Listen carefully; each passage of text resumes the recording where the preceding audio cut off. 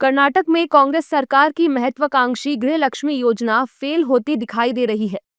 इस योजना को लेकर अब राज्य की राजनीति फिर गर्मा गई है। बुधवार को महिला एवं बाल विकास मंत्री लक्ष्मी हेबालकर को विधानसभा में माफी मांगनी पड़ी। दरअसल उन्होंने कहा था कि योजना के लाभार्थियों को अगस्त तक नियमित रूप से भुगतान किया गया है, लेकिन बीजेपी ने उनके उस दावे को गलत साबित कर दिया है। बीजेपी पिछले कुछ समय से सरकार के खिलाफ ये आरोप लगाती रही है कि कांग्रेस सरकार गृहलक्ष्मी योजना की किस्तें समय पर जारी नहीं कर रही और लाभार्थियों के बकाया भुगतान को रोके हुए है। इस दौरान बीजेपी नेताओं ने कांग्रेस की पोल खोलते हुए कहा है कि ये बड़ा घोटाला है और इसकी जांच होनी चाहिए। वाल्मीकि डेवलपमेंट कॉरपोरेशन में क्या हुआ?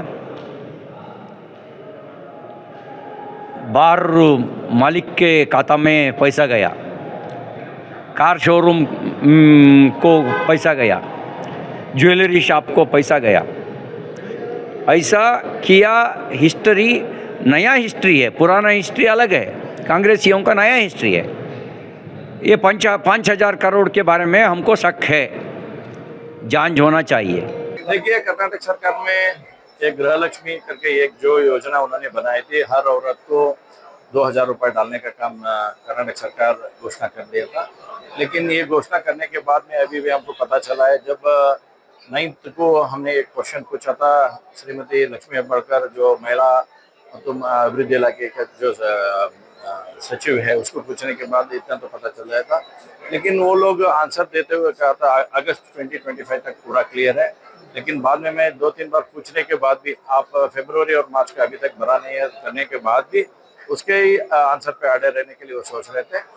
बाद में हम जो डॉक्यूमेंट है उसको प्रोड्यूस करने के बाद पता चला है फरवरी मार्च का पैसा अराउंड 5,000 करोड़ इतना पैसा नहीं गए हैं। वो किधर गया, कैसा गया, उसके बारे में सरकार सोचना चाहिए। When the assembly is in session, how can a minister issue a false statement on the floor of the house? When a respected member of the house has raised the issue on the monthly installment, being a responsible minister, she should have come with a proper answer. So misguiding the house is not correct. And Bharatiya Janata Party and all the opposition MLAs has rightly raised this issue and she was forced to apologize. ये योजना कांग्रेस सरकार की 5 प्रमुख guarantee योजनाओं में शामिल है, जिसके तहत राज्य की कम आय वाली परिवारों की महिला मुखियाओं को हर महीने 2,000 रुपए की आर्थिक सहायता देने का वादा किया गया है।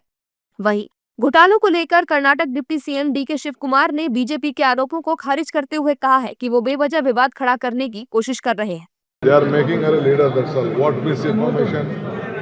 What misinformation, whatever the amount has been delivered from the finance department, she is releasing it, that's all.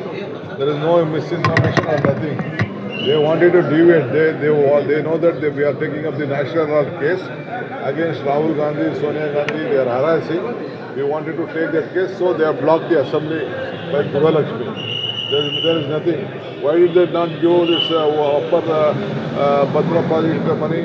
Why they did not give Narega money?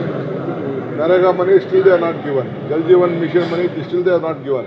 They have not given money to any of the state of central finances which was supposed to give.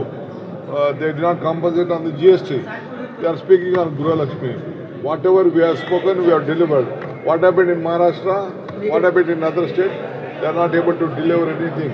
But here, 24 months, we have already given to them. Bharatiya Janata Party is known for return run case. If there is a scam, they should come out with a clear statement and the documents.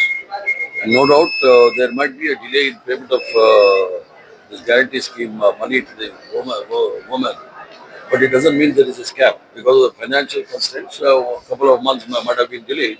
I don't deny that. But it doesn't mean there is a scam. जानकारी के लिए बता दें कि केवल इस योजना पर ही राज्य सरकार सालाना करीब 28,600 करोड़ रुपए खर्च कर रही है, जो कर्नाटक के बजट का एक बड़ा हिस्सा है।